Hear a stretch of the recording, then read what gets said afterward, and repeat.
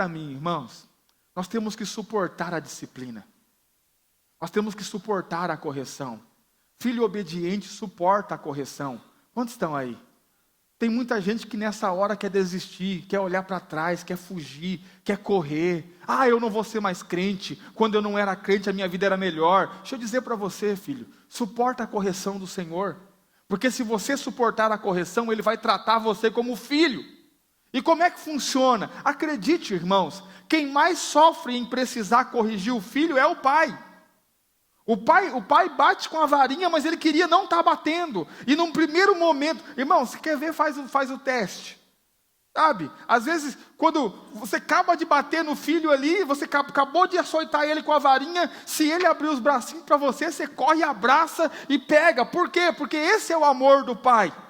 Consegue compreender? Só que tem muita gente fugindo da correção de Deus. Deixa eu dizer para você, irmão, só para você saber, não tem como fugir de Deus, viu? Quantos estão aí? Não importa para onde você vai. A minha vida não deu certo aqui, eu vou trocar de cidade. Você pode cavar um buraco e sair no Japão. Seu pai está lá do mesmo jeitinho que está aqui. E vai continuar corrigindo você do mesmo jeitinho que estava corrigindo aqui. Não adianta trocar de rua, trocar de casa. Não adianta trocar de... vou trocar de família. Troque do que você quiser. Se você estiver debaixo da correção de Deus, Deus vai corrigir você em qualquer lugar desse planeta. Quantos estão aí? Diga assim, suportar a correção. O bom mesmo seria se glorificar a Ele pela correção. Amém, irmãos? Chega uma fase da vida, no Evangelho, que você agradece a Deus pelas correções. Consegue entender? Aconteceu algo tudo errado, quebrou a cara. Você olha para Deus e fala, Senhor, obrigado. Obrigado porque eu sei que isso é correção, para que eu possa ser melhor, para que eu possa me tornar melhor. Quantos conseguem compreender? Continuando o texto, olha só. Se suportais a correção, Deus vos trata como filhos. Porque que filho há a quem o pai não corrija? Olha o 8. Mas se estáis sem disciplina, do qual todos são feitos participantes, sois então bastardos e não filhos. Olha para mim, como é que eu sei se o cidadão é filho de Deus? Se é filho de Deus, está debaixo de disciplina. Quantos estão aí?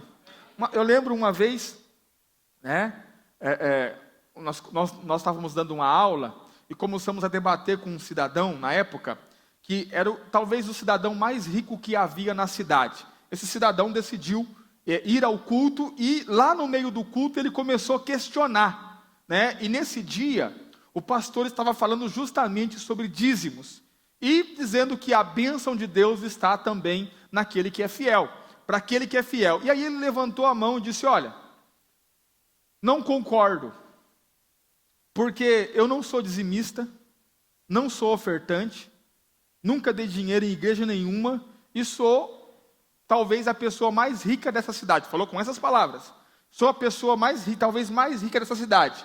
Se a bênção de Deus, a prosperidade está no você ser fiel nos dízimos e ofertas, o que explica eu ser abençoado e Deus não me ter corrigido até hoje porque eu não sou dizimista?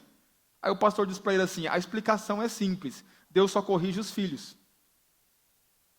Quantos estão aí? Os bastardos? Não. Então olha a preocupação. A preocupação aqui mudou. Diga assim, como? Pergunte como? A preocupação agora é se eu tenho disciplina.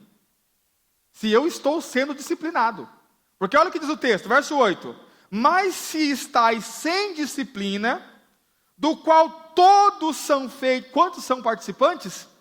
Todos sois então bastardos. Olha para mim. Se você está sem disciplina, não é porque você é filho especial. Deus me ama mais. Ele não disciplinou. O texto diz que Ele disciplina a todos. E se está sem... Olha para mim, preste atenção. Se você é alguém que faz o que quer e Deus não te corrige, eu tenho uma notícia para você. Talvez você não seja filho. Quantos estão aí? Eu lembro um dia, né? Nós estávamos... a gente estava lá num seminário, e aí chegou um cara contando um testemunho de que alguns pastores foram para o Paraguai buscar arma. Primeira viagem de arma, foram presos. Aí o cara dizendo, olha, isso aqui é uma rota comum de arma. Passa arma aqui todo dia.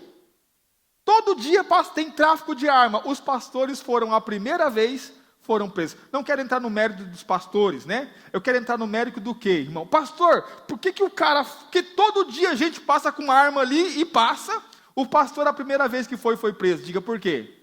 Tem pai. Quantos estão aí? Não sei se você percebeu, irmão, mas desse ponto de vista, você não pode fazer o que todo mundo faz. Diga assim, por quê? Tem pai. Pastor, todo mundo está fazendo. Vai você fazer. Ah, mas é moda. Entra na moda você também para você ver. Quantos estão aí? O que muita gente, olha para mim, o que muitas pessoas chamam de ataque do diabo, na verdade só é disciplina do pai. Ah, pastor, o diabo está furioso contra a minha vida. Não, é seu pai que está te corrigindo mesmo. Por quê? Porque ele quer levar você à obediência. Os irmãos estão aí? Olha só, vamos continuar lendo para você entender. Eu queria falar de todos os versículos, mas não vai dar. Olha o verso 9. Preste atenção. Além do que, tivemos nossos pais segundo a carne. Diga, pais segundo a carne. Nossos pais biológicos, amém, irmãos? Para nos corrigirem. E nós os reverenciamos. No meu caso, eu reverenciei muito. Porque, irmãos, é capaz da minha mãe querer me bater hoje. Está aqui minha esposa de prova. Deixa eu sair da linha para você ver. A minha mãe, irmãos, assim, ó, eu louvo a Deus pela vida da minha mãe. Por quê? Porque nunca passou nada. Nada. Irmãos, eu apanhava 3, 4, 5 vezes por dia, fácil assim, a minha meta diária de apanhar. Não tinha. E eu dou graças a Deus, diga assim, por quê? Porque me fez homem.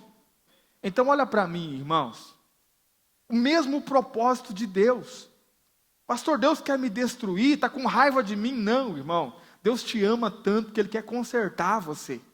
Consegue compreender? Mas você é filho. Você precisa entender que você é filho. Nossos pais nos corrigiam e nós os reverenciarmos. Continuando. Não nos sujeitaremos muito mais ao Pai dos Espíritos para vivermos. Diga assim, pai biológico e pai do Espírito. Os seus pais biológicos te corrigiam, amém? Nós os reverenciamos, pelo menos eu reverencio os meus pais. Irmãos, eu obedeço os meus pais em tudo que eu posso até o dia de hoje. Acredite em mim, tem muita coisa que eu ainda obedeço os meus pais. Eles falam, eu fico ali, eu ouço e obedeço eles até os dias de hoje.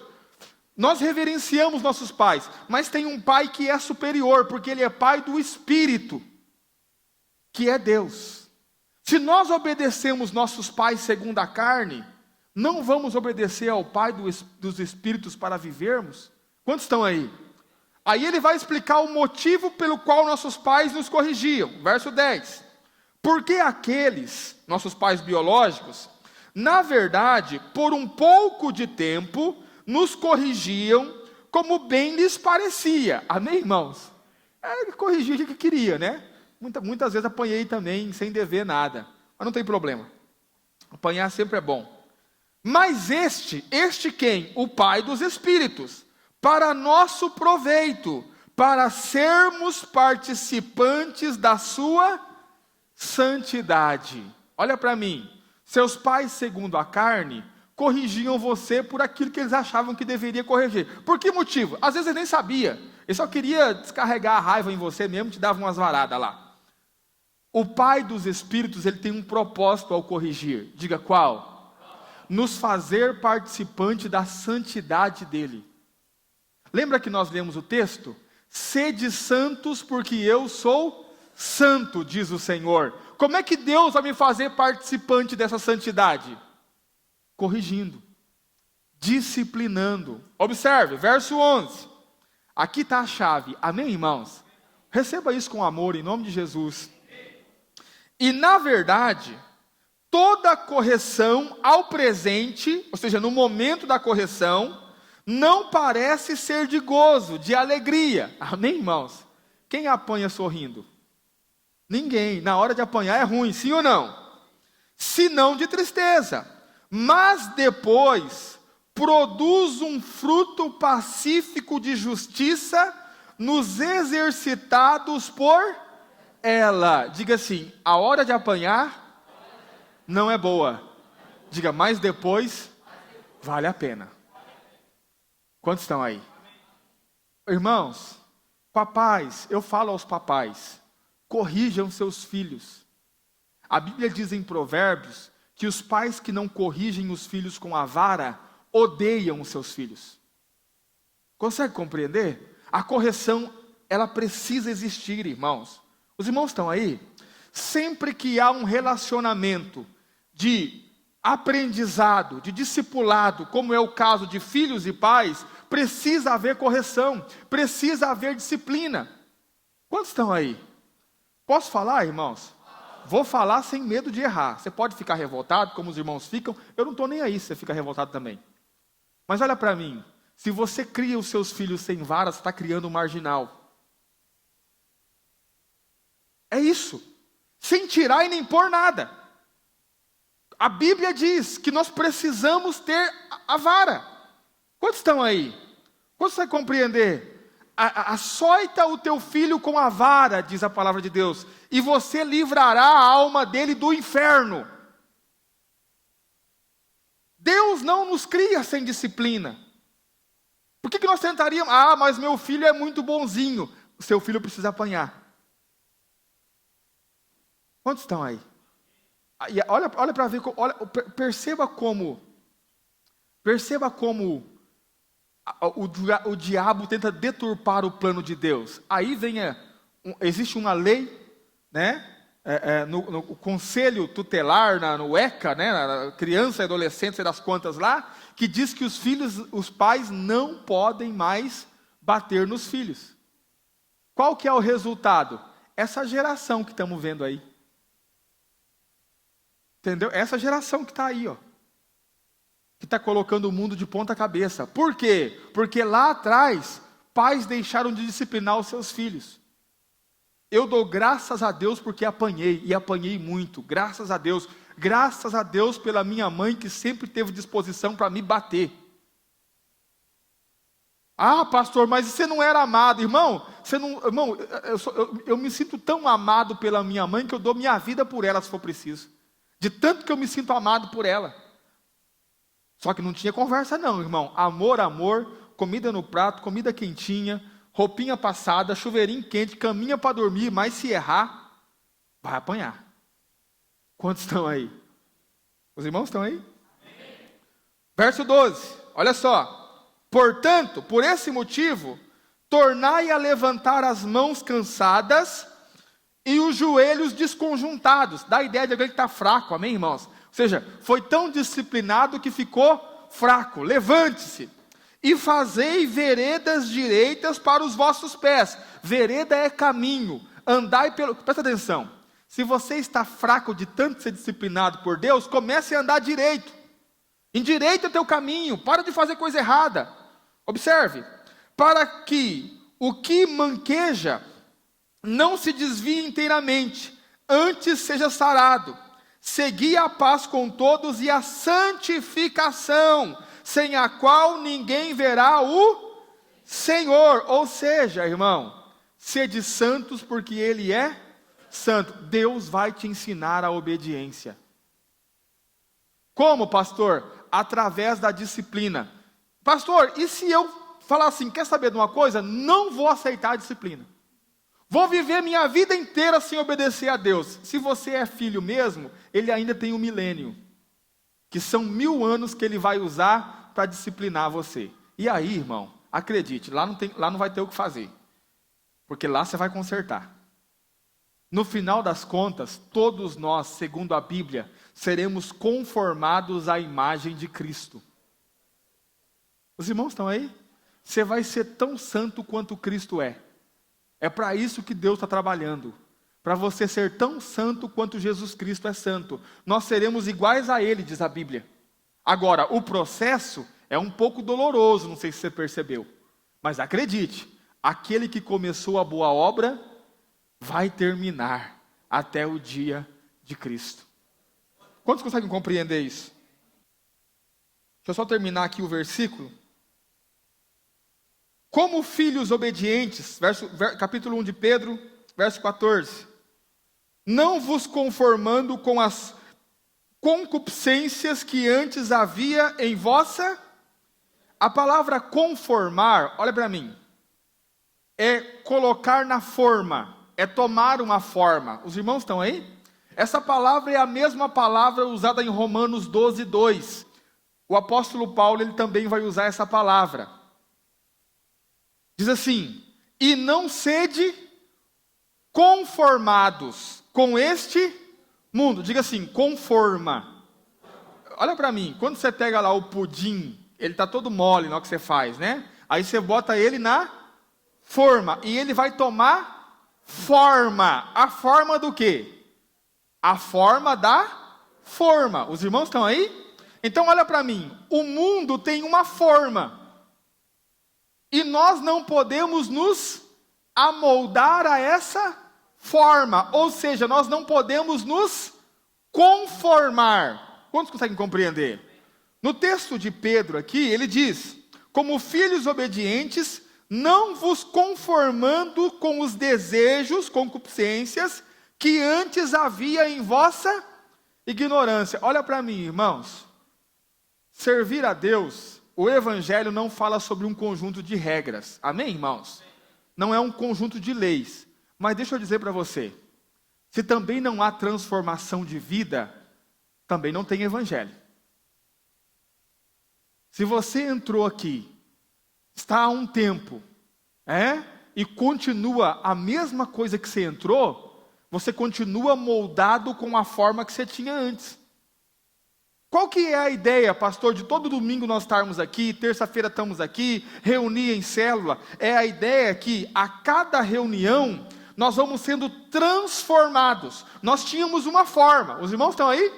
E cada reunião ela vai nos transformando, e nós vamos tomando outra forma. Ou seja, o que isso significa literalmente falando? Que aquilo que eu pensava quando eu cheguei, não estou pensando mais. A minha mente começou a mudar. Consegue compreender? Aquilo que eu sentia como quando eu cheguei, eu não estou sentindo mais. Por quê? Porque o meu sentimento está mudando. As vontades que eu tinha anteriormente, já não tenho mais todas elas. Por quê? Porque as minhas vontades estão sendo mudadas. Ou seja, eu estou saindo da forma do mundo. Quantos conseguem compreender isso, irmãos? Olha para mim. O Evangelho, ele gera transformação de vida. O roubador não rouba mais. O mentiroso não. Pastor, mas eu acabei de chegar, não perdi nenhuma vontade ainda. Não tem problema.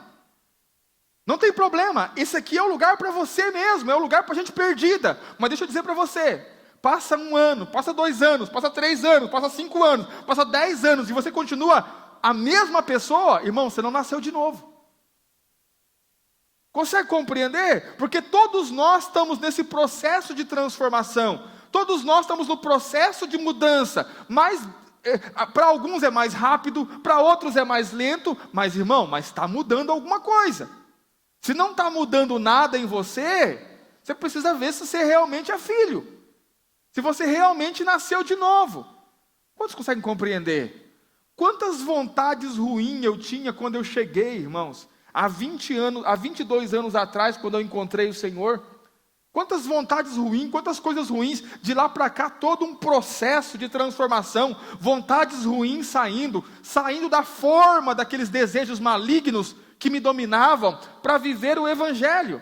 Esse processo, ele está acontecendo. Então, se nós somos filhos obedientes, uma coisa vamos fazer de certo: o quê? Não se conformar com as vontades que nós tínhamos anteriormente. Quantos estão aí? O homem sem Deus, irmãos, está totalmente perdido. Ele faz o que quer, do jeito que quer, a hora que quer, supre as suas vontades, os seus desejos mais malignos.